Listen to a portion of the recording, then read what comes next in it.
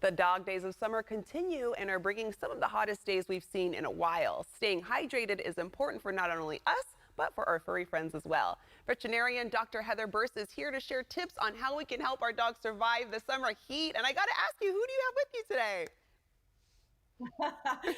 Hey, this is my dog.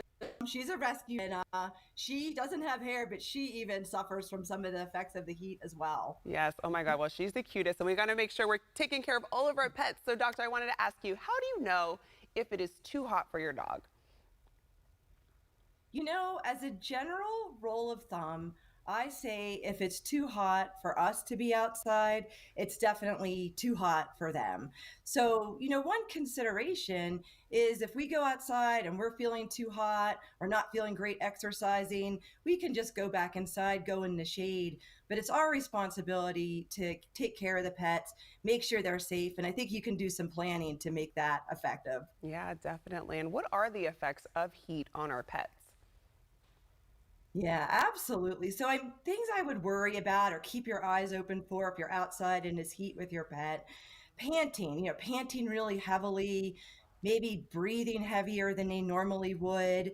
If they start acting at all confused, Yeah. disoriented, if you touch their gums and they feel dry, all those things would be cause for concern. I would definitely get them inside somewhere cool and definitely call your veterinarian if there's any question whatsoever if your dog's having, extreme issue with the heat. Yeah, and what would you say are the signs and symptoms of dehydration? Yeah, for dehydration, I mean, a couple things I would look for is them, acting disoriented, looking like they're walking crooked or not walking normally. Look at their gums. Their gums should be nice and pink and moist when you touch them. Their nose should feel nice and moist.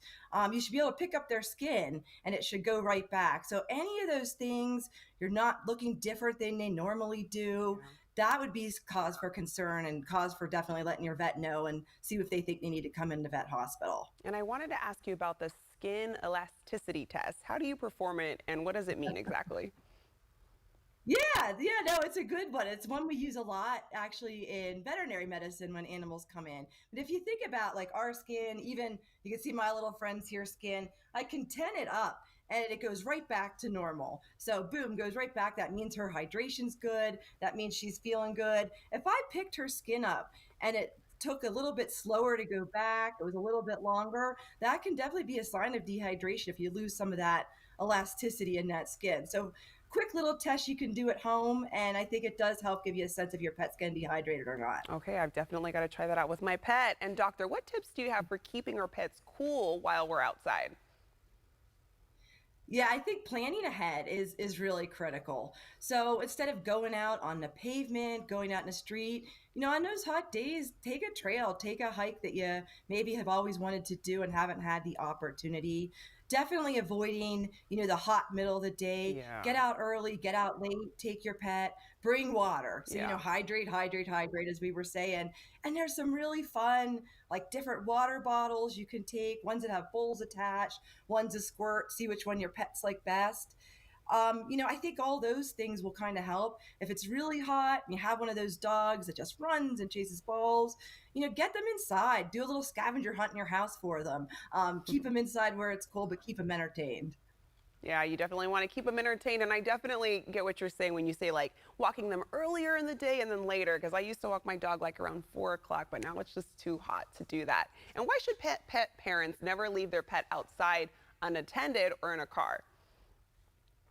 Yeah, and luckily, I think the nice thing is when you go online and you see different stories, I think there's more and more of awareness all the time about leaving your pets unattended out there in the heat, and especially in the car. Not fun stat, a kind of scary stat is if your outside air temperature is 70 degrees, which honestly is not super hot. Within 20 minutes, your car can be 99 Oh, degrees. wow. So it goes up about 20 degrees every 10 minutes. Yeah. So really scary, even if it's a little cool, little overcast, don't do it. I still, unfortunately, every once in a while see a dog in a car. Yeah, Even it's though they love to horrible. come, like leave them home. Yeah, we want to keep them cool. Doctor, thank you so much. And to get more hot weather safety tips for pets by visiting zotispetcare.com.